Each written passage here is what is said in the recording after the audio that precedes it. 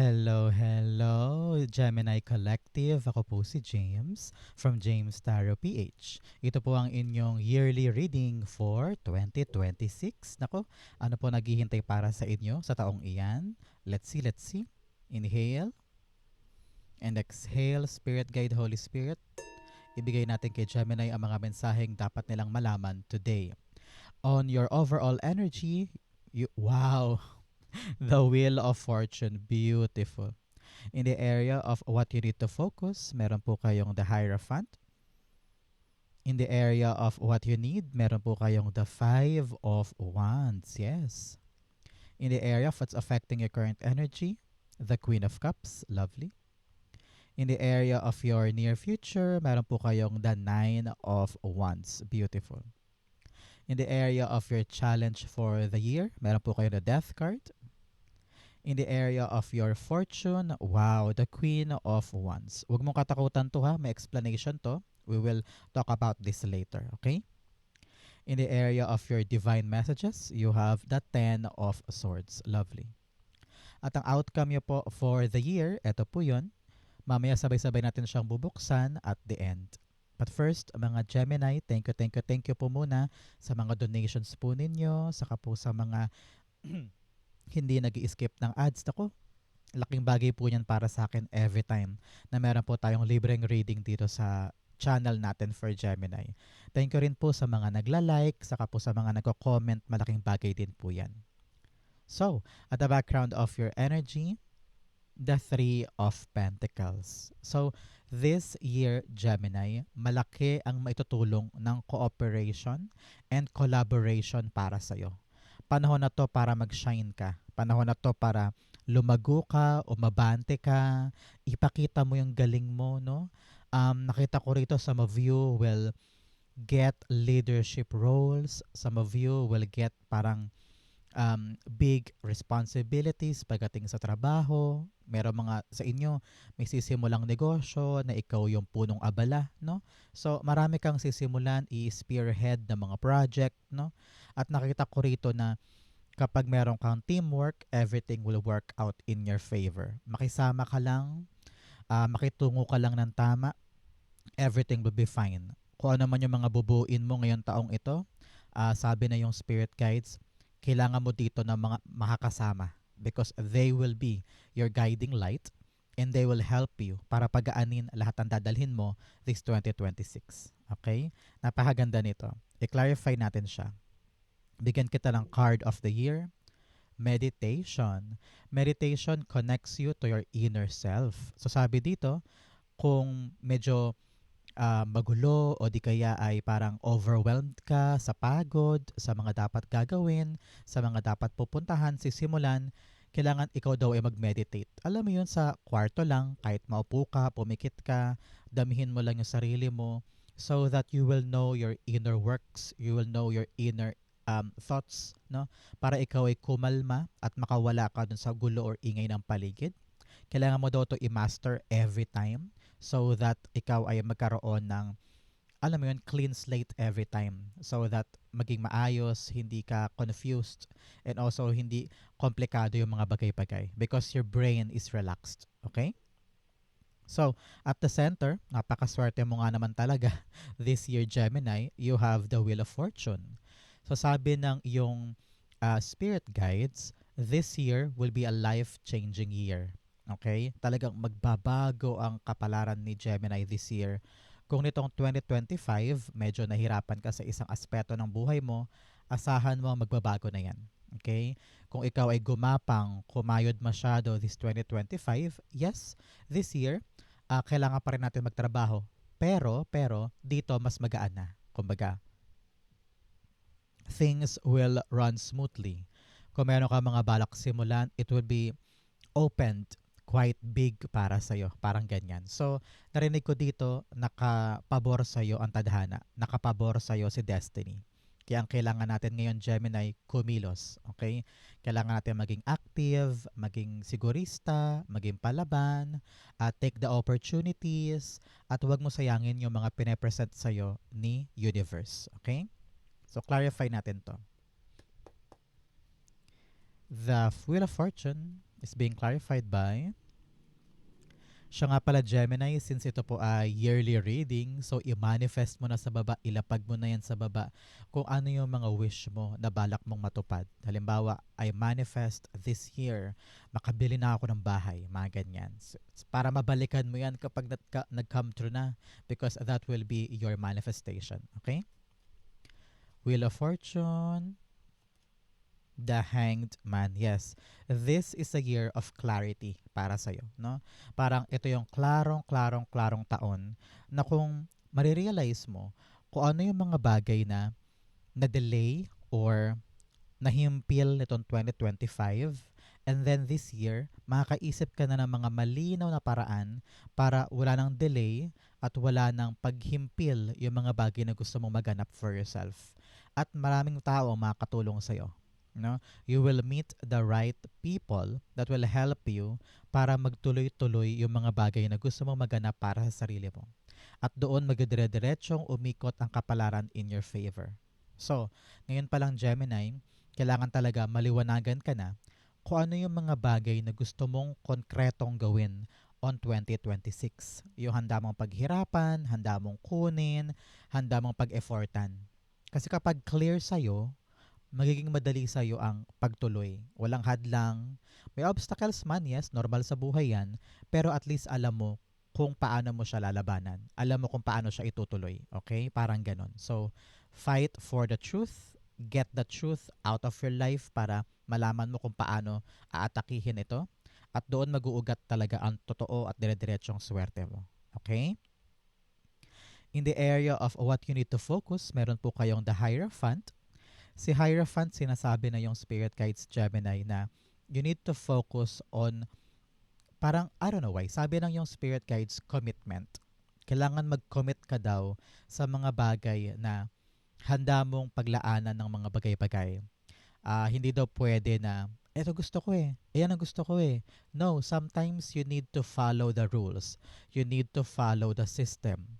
You need to follow kung ano yung talagang napagdaanan na doon, tradisyon kumbaga, para magawa mo ng tama yung mga bagay-bagay.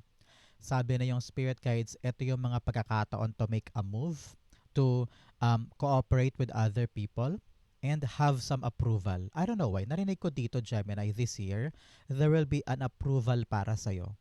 Approval for a project, approval for a contract, approval for a marriage, kasi baka mamaya hilingin mo sa parents mong masungit yung iyong kasal, no? So para nakita ko rito may basbas. May basbas ka to continue something. Pero para maging successful yung isang basbas, dapat ikaw mismo committed ka doon para magtagumpay siya. Nakita ko dito some of you ay mag-aaral. Successful aral ito, going back to school or graduating this 2026. That would be fruitful para sa iyo. Congrats po. Some of you are getting that house, getting that car, getting that promotion. I'm seeing learning more. Seminar, workshops, pagpapabuti ng kaalaman at pagpapalawak ng expertise mo tungkol sa isang bagay. So, this will be your year of learning more, no? Understanding more, and prioritizing yung knowledge mo, which is good for you, okay? I-clarify natin siya.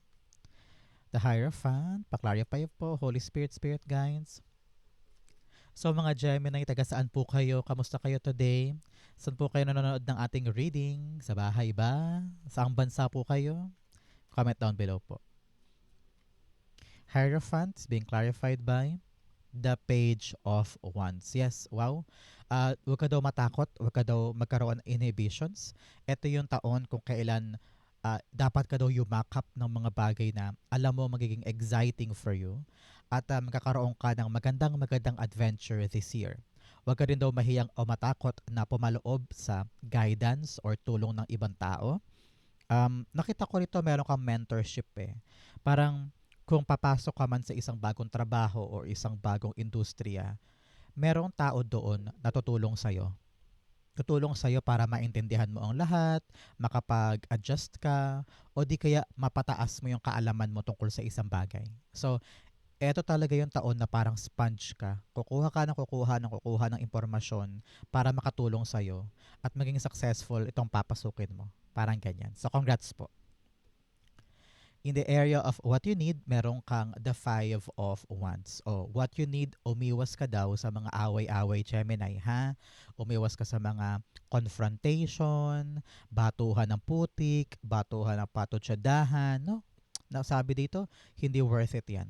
Hindi worth it na pumatol, lalo't higit kung hindi naman ka big deal yung pinagtatalunan. Okay? Sabi rin dito, imbes na makipagsagutan, dapat daw maging maunawain ka, maging matured enough ka to understand other people, to get their perspective, para makuha mo din kung ano ba yung pinupunto nila.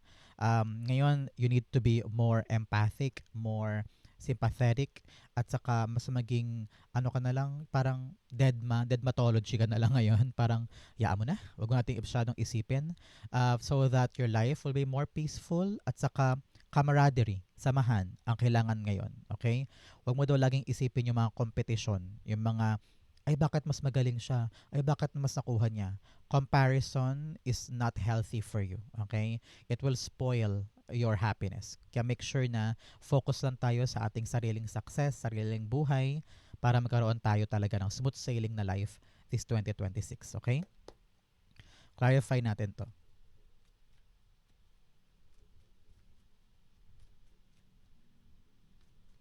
You have the Five of Pentacles. Wow, 5-5 talagang meron change daw dapat. Change in attitude, change in how you cooperate with other people, especially kung yan ay sa school, no? O kaya sa trabaho na parang minsan ang hirap-hirap makisama, ang hirap-hirap makipag-ugnayan. Pero yan daw yung mga bagay na kailangan mo i-practice this year. Especially sometimes hindi mo naman daw kayang gawin lahat mag-isa eh, no? Kailangan mong hingin din ng tulong ng iba para mas maging magaan, mas maging maayos, no? Kailangan yan daw yung isa-isip mo na, okay, siguro nga, kailangan ko ng tulong nila. At ang cooperation is God's gift for me para matuloy ko na to sa aking goals. Okay? So, kapag nahihirapan, kapag hindi na kaya, matutong makipag-ugnayan. At saka wag mo laging isipin mag-isa ka or wag mo laging isipin na it's you against them. No.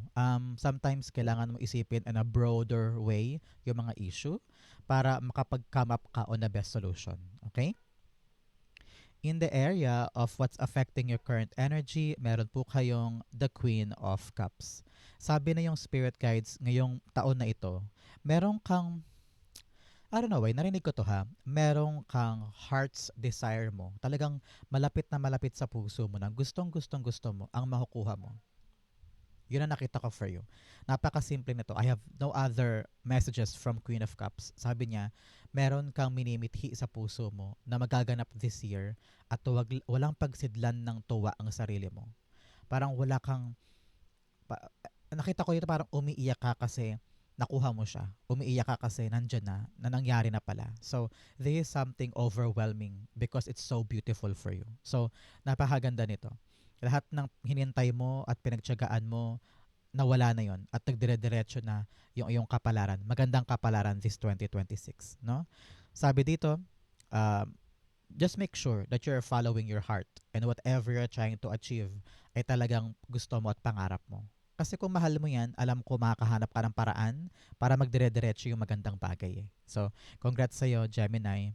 Kung ano man tong heart's desire mo, pwedeng pangarap na bahay, pangarap na trabaho, pangarap na jowa, ano? O kaya pangarap na baby, no? Pwedeng ganyan. So, kung ano naman tong pangarap mo sa puso mo, it will happen for you. Kaya, make sure na talagang committed ka dyan ha, at yan talaga ang gusto mo para pag dumating, kayang-kaya mo siyang alagaan. Okay? Queen of Cups, the King of Cups. Yes, King and Queen are here. So sabi ng yung spirit guides, kung ito man ay partnership o relasyon, asahan mo, yes, matibay na relasyon with someone. Kung kayo po ay may karelasyon na ngayon, pagtibayan nyo daw yung inyong relasyon. Magkaroon kayo ng pagkakaunawaan, learn to communicate and understand each other's feelings. Ganyan. Para naman po sa ibang Gemini dyan na single ngayon, asahan mo, confirmed ng ating card this year, meron kang makikilalang talaga namang taong emotionally matured, marunong makiramdam, marunong kang alagaan. Siya yung uri ng tao na um, hindi masalita pero marunong sa gawa, parang ganyan. And very, very loving. So congrats po. Okay, para naman sa iba na hindi love life ang tinutumbok ngayon 2026, nakita ko rito na hindi mo hahayaan na yung emosyon mo ang makaharang sa mga gusto mo. You will find the logical way para makuha siya. And hindi mo na sasabihin na, alam mo yun, yung parang hindi hahaluan ng emosyon yung bawat aksyon. Kaya mas dadali, mas hindi komplikado. So parang ganyan. So congrats po. Okay? In the area of your near future, meron po kayong the Nine of Wands. Si Nine of Wands, sinasabi naman ng yung spirit guides Gemini na this 2026, huwag mo daw sukuan yung isang bagay na alam mong maganda para sa'yo. Especially kung ito ay matagal mo nang pinaghandaan, pinagsumikapan, ipakita mo daw na ikaw yung uri ng tao na mahal na mahal mo yung isang bagay na kaya mo siyang panghawakan ano man ang mangyari. Love life man yan, trabaho, career, pangarap, no? Show them all that you persevere hanggang sa makuha mo siya. Because nakita ko dito, there will be a gift. Yung iyong pinaghirapan, merong magandang bungang makukuha. Kaya ipakita mo na ikaw ay matatag, matibay, at talagang kikilos hanggang sa maabot mo ito. Okay? Napakaganda yan for you. Yun. Oh, 9-9. Nine of Wands din na lumabas. So sabi dito, 9-9, i-release mo yung negativity mo. Pero kang pinaghihirapan eh. Pero parang sabi na yung spirit guides, ano ka na eh, parang hopeless or helpless. Parang gusto mo nang umalis, nawawalan ka na ng gana, nawawalan ka na ng amor. Pero sabi dito, wag mo na, try pa tayo, isa pang try, isa pang push, baka this time around, mag-move na, no? So, don't lose heart or don't lose hope sa isang bagay na alam mong para sa'yo at importante para sa'yo. I-push mo pa yan, isa pang try pa, and you will see kung ano yung dulot niyan sa'yo, okay? Nine of Wands, pa-clarify ulit. The Four of Wands. Yes, tinan mo naman. Huwag kang sumuko dahil mag-celebrate ka rin daw soon. Marireach mo rin daw yung finish line at makukuha mo rin yung milestone na gusto mong tumbukin. So yun ang payo sa'yo. Huwag mong sukuan ang isang bagay na alam mong magdadala sa'yo sa tagumpay mo. Okay? Alam ko, alam mo yan, may iba-iba kayong pinagtsatsagaan ngayon. So keep up and also kapitan mo lang. No? Huwag kang mag-alala because kinonfirm sa atin, may milestone kang makukuha mula dyan. Yung finish line, maabot mo rin. Okay? In your challenge, meron po kayong jumbled thoughts and avoidance. Yes, sabi dito, iba-iba daw yung isip mo, paiba-iba ka ng gusto, paiba-iba ka ng gustong gawin. Kaya parang lahi kang umiiwas sa isang bagay. Sabi dito, panahon na para harapin kung ano yung mga naiisip mo, harapin yung problema, at wag nang iwasan para once and for all matapos na. Okay?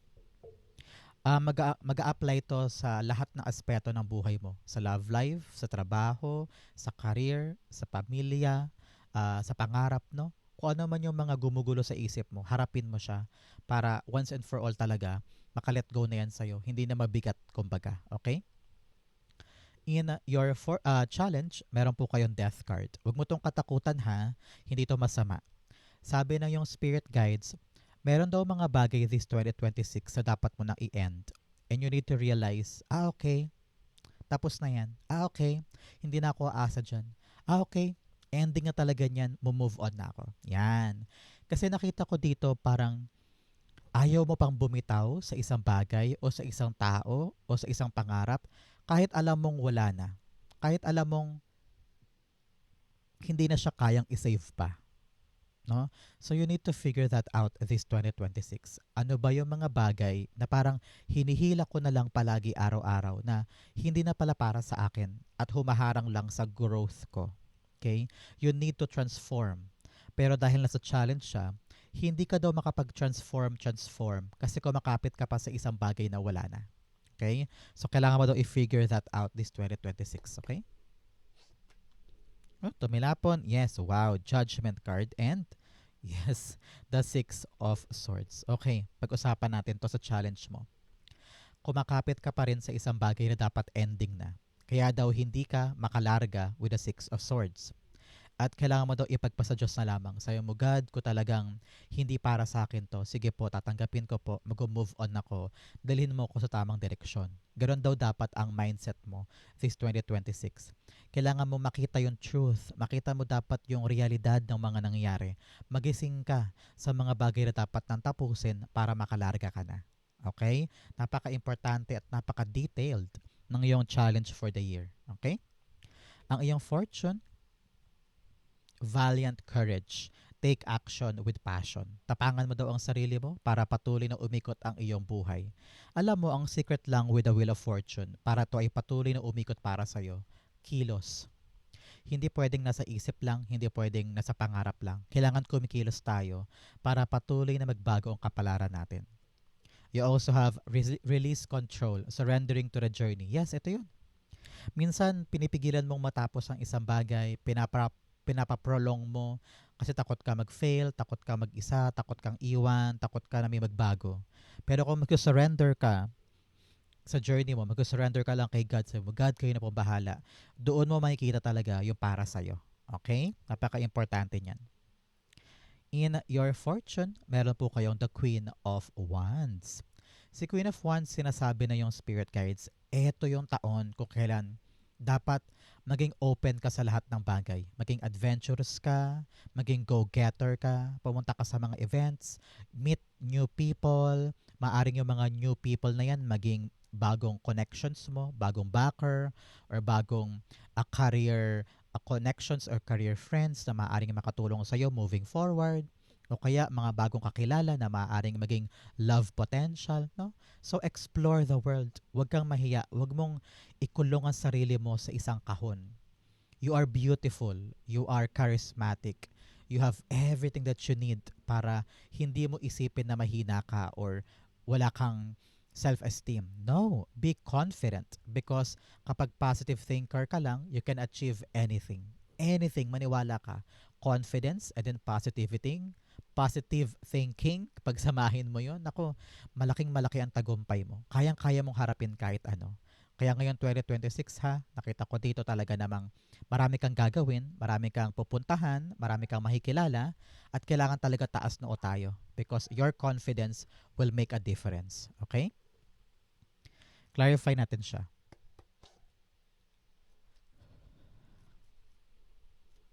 You have the Emperor card. Yes, maging matapang ka daw ngayon na talagang lumaban sa buhay at ipakita mo na you're the authority.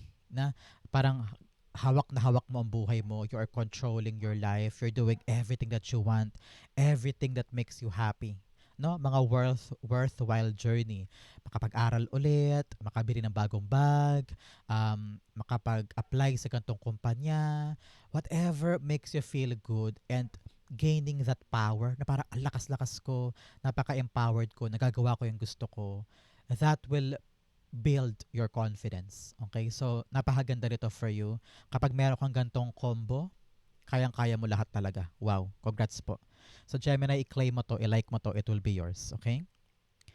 In your divine messages, meron po kayong conclusions are within reach and you are good enough. Yes, you are good enough. Pareho dito. Maganda ka, magaling ka, saktong-sakto ka, kayang-kaya mo. So don't doubt yourself, okay? Meron ka pong mga bagay na nahihirapan ka ngayon ang matatapos daw this 2026. So asahan mo yung pagbuti ng lagay mo at pag-ending talaga ng mga bagay na mahirap. So congrats po. Especially here, tinan mo naman, you have the 10 of Swords. Kung ano man yung mga hirap, pasakit na iniyak mo, kinalugmok mo, asahan mo this 2026, may bagong pag-asa. Sisibol ang araw sa'yo. At tingnan mo yung kamay niya. Parang kamay ni Santo Niño nakaganon. So parang there is hope para sa'yo. May pag-asa, may blessing, may darating na bago. Kaya kung ano man yung mga nawala dati, isipin mo na lang, ay, siguro pinaprotektahan talaga ako ni God. Ayaw niya ako doon. Dito pala ako dapat. Ganyan. So, believe in God's timing, God's intervention, and God's divine plan para sa'yo. So kung may nawala, hayaan mo na. Huwag mo na balik-balikan pa. Bumangon ka dyan at tanggapin mo yung mga bagong bagay. Okay? The Ten of Swords, i-clarify natin.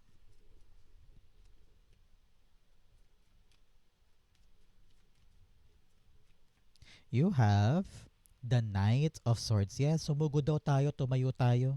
Ipunin natin yung ating mga energy para sumugod sa mga bagong bagay, habulin natin yung mga pagkakataon at bigyan natin ng chance ang ating mga sarili na magkaroon ng bagong chapter sa buhay natin. Alam mo, sabi dito, ikaw lang ang pwedeng magpabago sa buhay mo. Kaya kung ngayon nalulugmok ka at talagang masakit yung mga dinanas mo, makakaasa ka this 2026, magkakaroon ka ng brand new opportunity para habulin, kunin, i-chase yung mga bagay na magbibigay sa'yo ng kaligayahan. Kaya bangon na. Huwag mo nang panghinayangan pa yung mga mali kasi may bagong darating. Okay?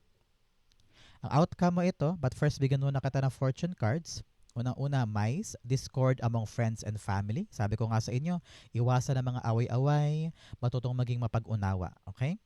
You have bowl, plenty of material things. Wow, i-claim mo to. Plenty of material things this time. Congrats po. You also have V. Wow, victory in some endeavor. I-claim mo rin to. I will have victory this 2026. Congrats po. And then you have Ram, a stubborn, aggressive person. Meron daw pong tao sa buhay mo na medyo matigas ang ulo, agresibo. Iwasan mo na lang. Huwag mong pansinin at matuto kang deadma. Deadmatology talaga tayo this 2026. Okay? Ang outcome ni Gemini for 2026. Wow, the Four of Swords.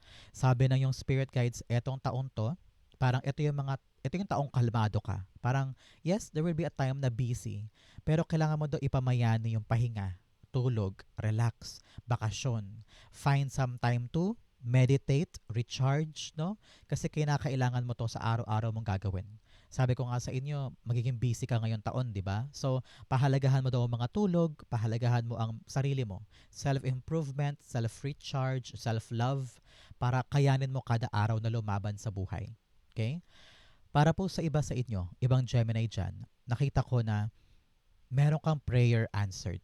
No? Meron kang dinasal, mataimtim na dasal, at darating siya this 2026. Sabi ko nga sa inyo, with the Queen of Cups and also the Wheel of Fortune, talagang nakita ko kanina yung energy na meron ka talagang makukuha, meron ka makakamit. So, congrats. Answered prayer is here na talagang magdudulot sa'yo ng kapanatagan at parang, ay, salamat, okay na, relax na ako, ganyan. So, congrats po, okay?